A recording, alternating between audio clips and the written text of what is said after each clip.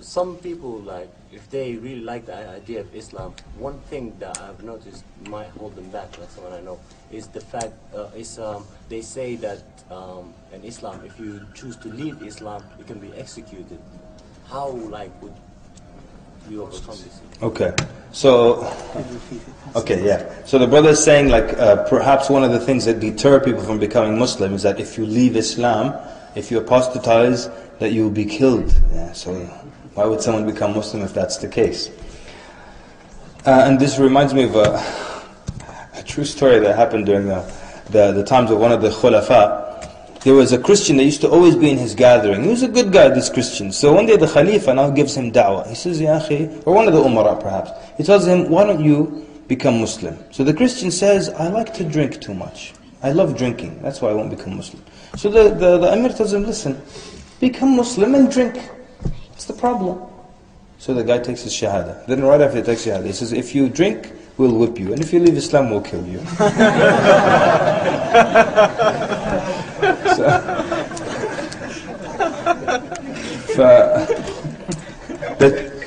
Okay. And again, this goes back to point number one. You know, when we the more details we learn about Islam, the easier we'll see it is to explain things like this. Let me ask you this. If someone, let's say, someone lives in a Muslim village, okay, or a Muslim town, and he goes to work and he comes back, then he prays Maghrib and Isha in the masjid, then he goes to work, and like that. If this man suddenly decides to leave Islam, but he kept it to himself, he just stopped he didn't go to the masjid for Maghrib or Isha, and didn't make it public, but he's just stopped believing in Allah and Islam. What's the Islamic ruling on this person? What should happen to him? The answer is? Nothing. Thank you very much. Nothing.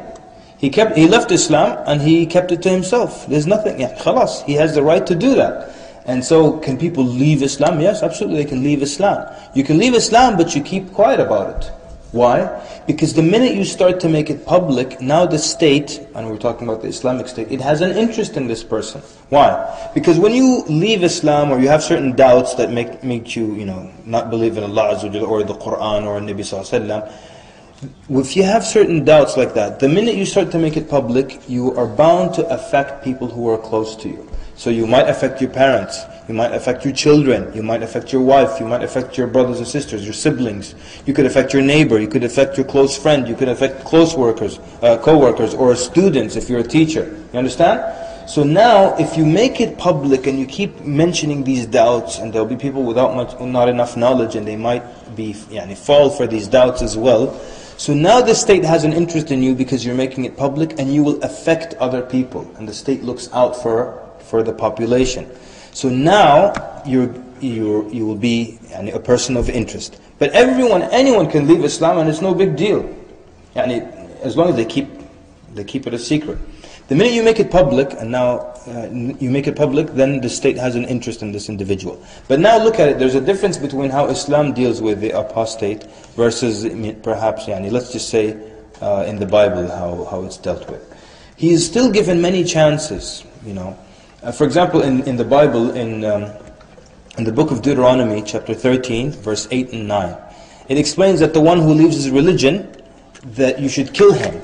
And it says, let your hand be the first to strike him. Okay, you want to be the first one who kills that person who leaves Islam. Now in Islam, it doesn't work like that. And I have to say this because people think that's the case. One time, a brother left Islam and he was a revert. He left Islam after 2 weeks. And there's a different ruling for this person. It's known as al-murtad milli. Okay, there's a different ruling. But one of the brothers, he himself was a revert. He said, oh, so-and-so left Islam, I'm going to take him hunting, and we're going to have an accident. So he thought it was his job he's going to go Dick Cheney on the guy. Basically. So the truth is, and we've got like a minute or so, the scholars sit with the person. Then they try to explain whatever doubt came into his head. That's one.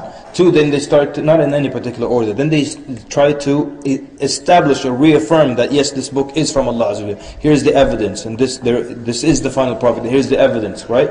Then, and of course these are scholars appointed by the state, or the Amir, or the Imam, or the Khalifa. And then they even do another tactic. They threaten him with the sword. So they say, look, just become Muslim, or you will get the sword if you continue upon this. What happens? What is this really? This is an opportunity for him to say, you know what, yes, you're right, you're right. Once he sees the sword, he's like, I understand your argument now. He can pretend and go home to his family and keep his mouth closed and keep not praying and not going to Jum'ah or not fasting, but he can at least save himself by pretending even. He's even given that opportunity, you understand? But the more people, let's say, spread the doubts and speak that we're a group and they make an organization, we're Muslims who have abandoned Islam and we are more rational, scientific and so on. Imagine 4 people leave Islam in a village and they start a club. 10 years back, you come back to this village, there might be 237 of them. Why? Because they spread it. But if these 4 people kept it to themselves, you come back 10 years later, maybe there are only 6 or 7. Why? Because they kept it to themselves. So these are things you explain to the person. And one of the best selling points you have is that, look, we don't, this guy in the streets of London doesn't want to become Muslim because you guys killed someone if they leave Islam. So what are you talking about, man? This is not an Islamic state and no one will do anything to you. Of course, that's not your selling point to say you have a trial period, right? But at the same time, who's gonna, do you guys have regularly after Isha, brothers and sisters, there are a few announcements. There's a brother who left Islam. We're gonna chop his head off in the parking lot outside. Please join us, barakallahu feekum.